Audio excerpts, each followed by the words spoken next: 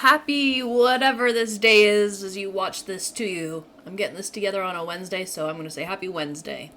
We're going to start talking about electric potential and current. They are two different quantities, but I'm sure you've heard both mentioned before with your electronics. So, potential you've probably heard the most because potential is what's measured in volts or voltage. Current is ampere, so that one should sound a little more familiar because that's the mascot of the robotics team. Although that was named after the what you would call it, the speaker, more than the current. But what we have here is electric potential is the amount of work it takes to take a charge, any charged particle, and move it a certain distance. So we've studied work before. Work was just force times distance. And your electric current, sorry about that. Your electric current is how many electrons pass through a certain point on a wire, or in other words, the rate of the flow of the electrons. So, for example, I could measure at any given point how many electrons are passing this point every second. Now, usually it's not just one or two electrons moving. Really, it's going to usually be in the thousands to millions of electrons moving every second. So, what we're going to do today is we're going to focus in on your lab of sorts. You're going to start building your own circuits, but they are going to be pretty basic.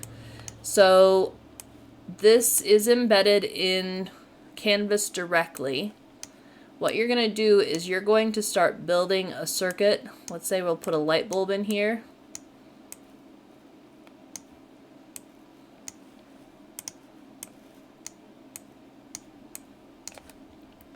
And you know it needs to be a closed loop for your circuit to run. And we can see how the electrons flow through the wire as this is moving around.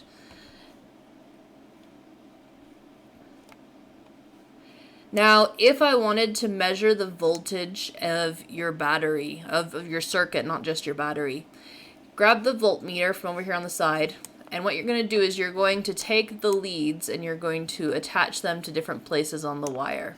Right now I can see, if you look at the dotted circles, there's 1, 2, 3, 4, 5 important parts on this circuit, and you're going to measure your voltage reading at these different places.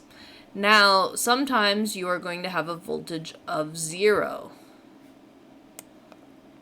But sometimes you're going to get a voltage of 9 or negative 9. And like I said, if you get negative, it just means that these are flipped. Just like when we did the battery example for your lab earlier this week. Now, if you go around and measure your voltage at different places, you're going to take these readings and you're going to record them in your worksheet for the day, for your lab worksheet.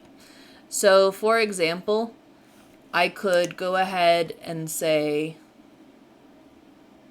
I'm going to make that just a little bit thinner. I could have my worksheet, and I could go ahead and label that this will be my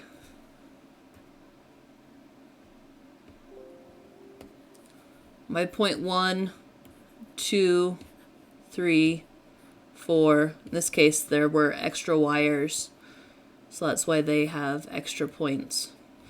And I would say that my first current,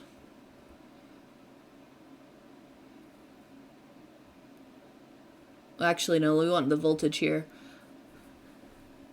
They have it with voltage AB. I'm going to say the voltage from, say, point 1 to point 2.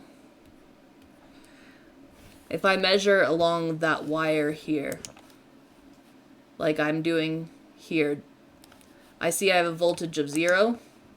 I would write down that my voltage equals 0 volts. And then if I take it to the next place, I see on my light bulb I have a drop of voltage. So I would write there my voltage. This one to correspond would be my voltage from 4 to 5. Would be negative 9 volts. Now, when you are talking about your current, so of course right here, this is your voltage.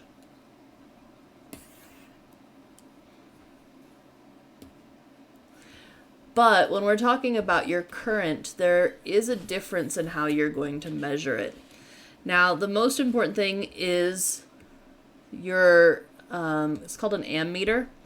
It must be part of your circuit.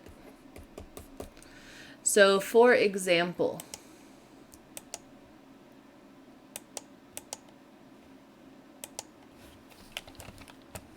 sorry about that. I'll come back and I'll talk about this in a little bit. So for example, what you're going to need to do here is you're going to need to cut your circuit somewhere, and you're going to need this to be in line with your circuit. And you're going to put it in different locations. So for example, this was somewhere just anywhere along the circuit.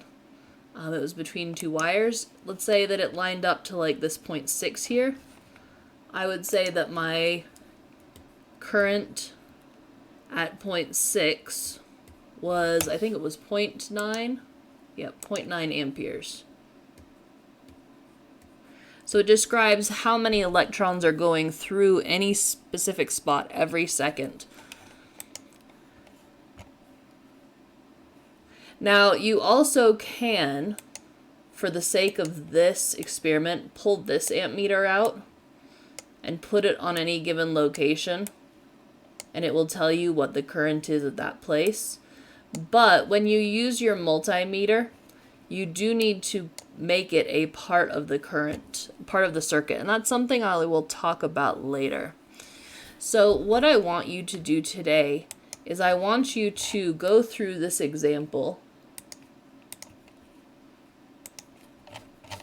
and it's going to have you construct a couple different circuits, and I want you to follow through and make predictions about what would be the brightest, what would be a little dimmer, what do you think is going to happen between these, based on the video that I had you watch at the beginning of the lesson, and your own predictions. And we're going to keep playing with this idea of, especially, you see here the series and the parallel circuits and the complex.